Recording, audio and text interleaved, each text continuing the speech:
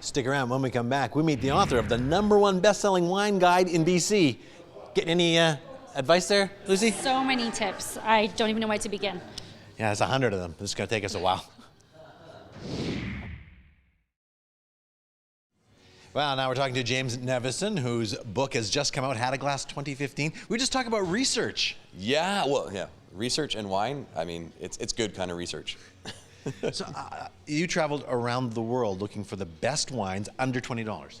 So yeah, I have been fortunate to travel around most of the wine regions of the world. And the thing with Had a Glass, there are kind of wines from around the world that are all available in BC. Oh, okay. Well, that's an important Definitely helps out people like me who maybe can't get away as often. Then we can take advantage of those deals too, which is nice. Yeah, it's kind of the armchair, enologist, I guess, if you will, right? You can enjoy wines from the comfort of your own home. People tend to associate more expensive bottles of wine with better quality, but there's lots of great budget wines that are out there, obviously.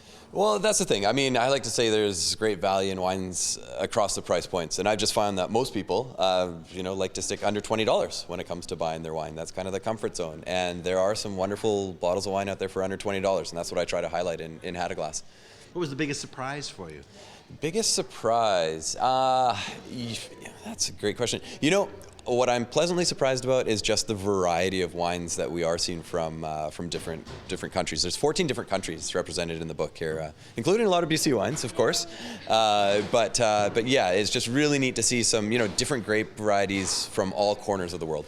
So what's your favorite kind of wine, Lucy? And what do you think, maybe James can help you find a great bottle? Okay, so for me, non-educated, really basic palate, a nice bold red.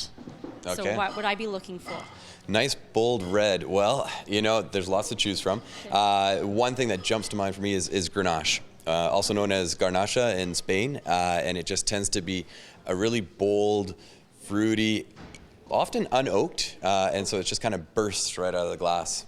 Okay, and what kind of pairings would I do with that?